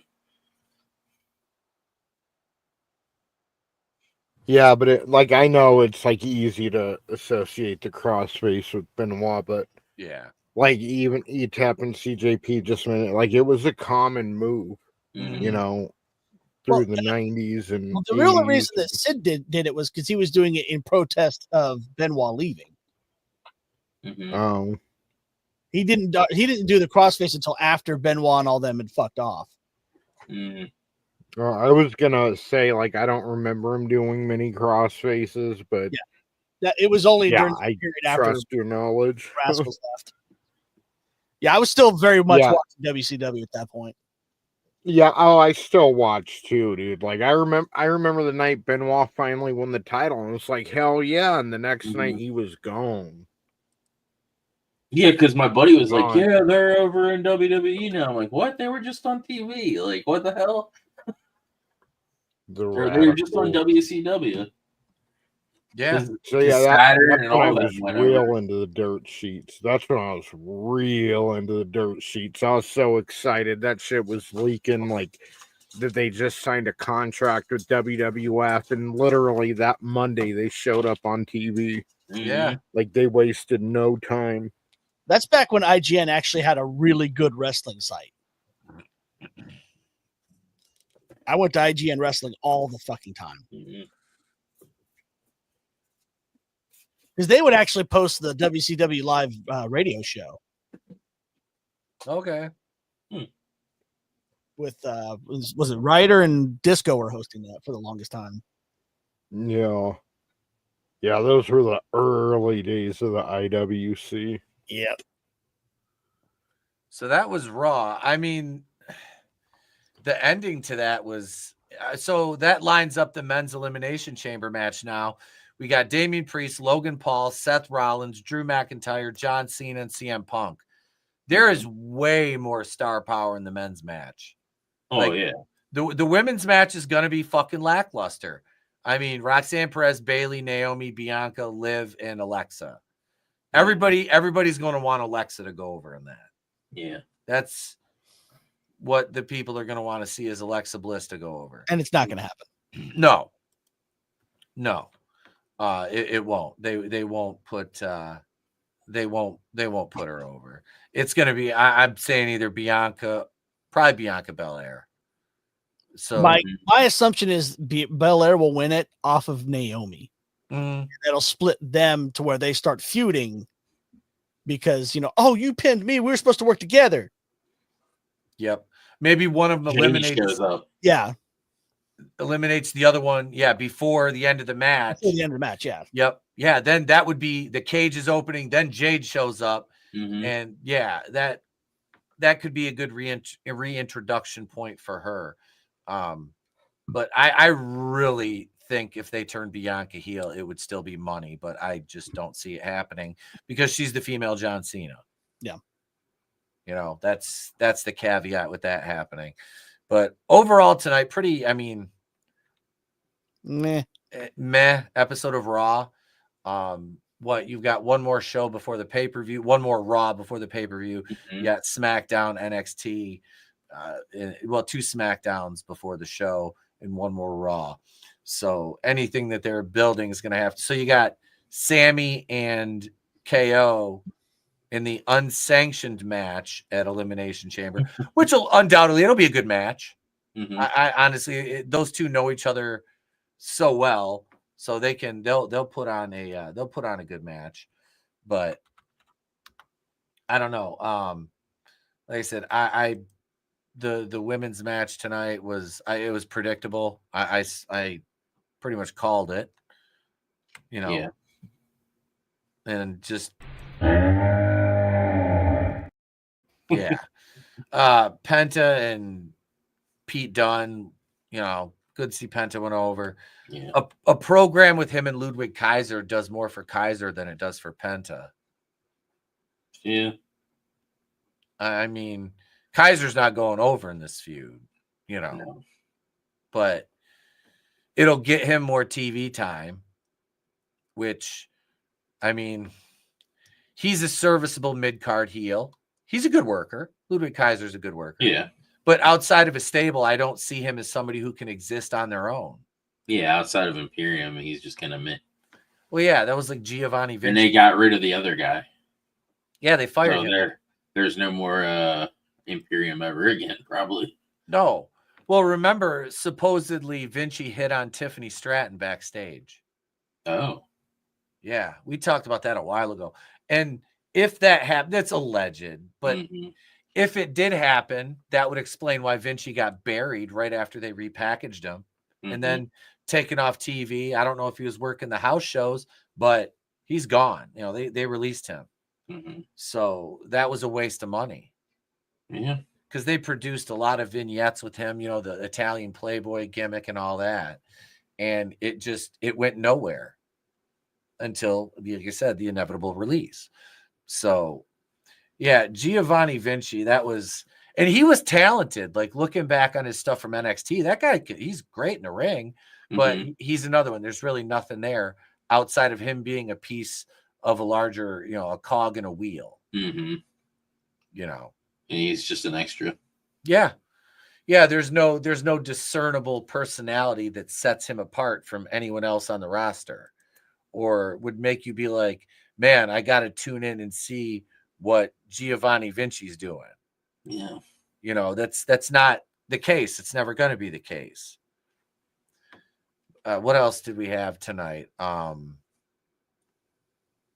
Jesus, it's already left my mind. Finn and Finn and Rollins. Like I said, they put on a decent match. You know, I didn't mind it. No, it's a TV quality main event. Yeah, you had stakes to it. You've got a history between the two of them, but the problem is nobody ever looked at that match and was like, "There's a chance that Finn Balor wins this." Because ever since he's been in the Judgment Day, and then since he's lost the demon thing, he's been downhill. He's been relegated to the mid card since he's lost the demon gimmick. Yeah. And Glenn's a rare main event without outside interference. Yeah, I was waiting for Carlito or Dominic, somebody to get involved, but nothing. You know, I'm like, I don't know. Do they really need to make Rollins look strong against a mid-carder? Oh, there was Dominic and... Oh, yeah, Dominic wrestled... who the fuck did he work? AJ. AJ Styles, yeah. That's bad. That's bad that the match just happened like, an hour and a half ago and we can't fucking remember it. You had mentioned Judgment Day, so I was like, oh, that's right. Yeah. Like, are they setting up an AJ and Braun Breaker feud? Yeah. Yeah, they're kind of leaning towards that, which it's an interesting feud.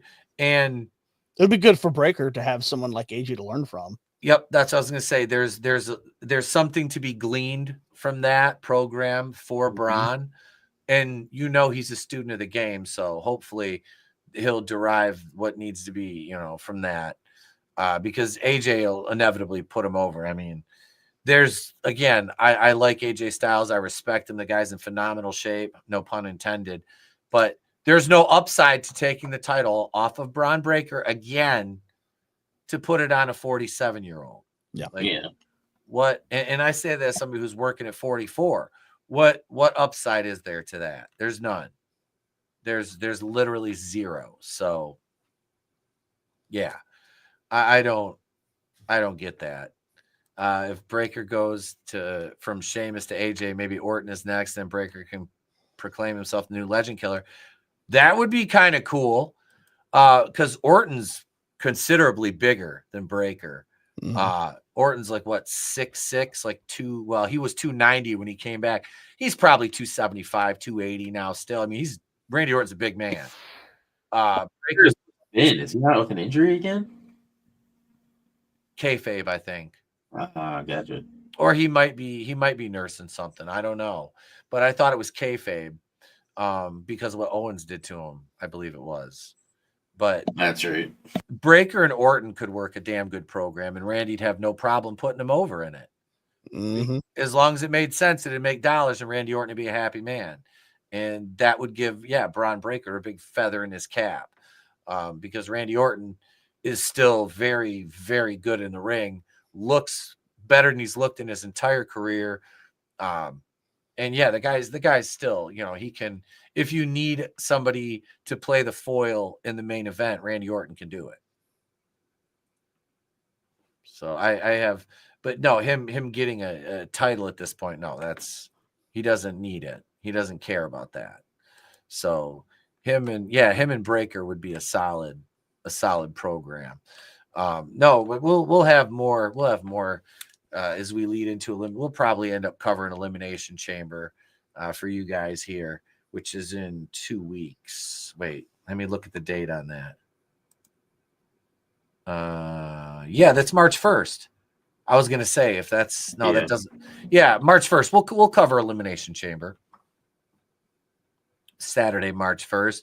And then the following weekend, you gotta, if you're in the area, you can just check it out on YouTube because the link's in the description. I'll be making my main roster debut out at Super Shogun Wrestling, the Samurai Series, 8-man elimination match.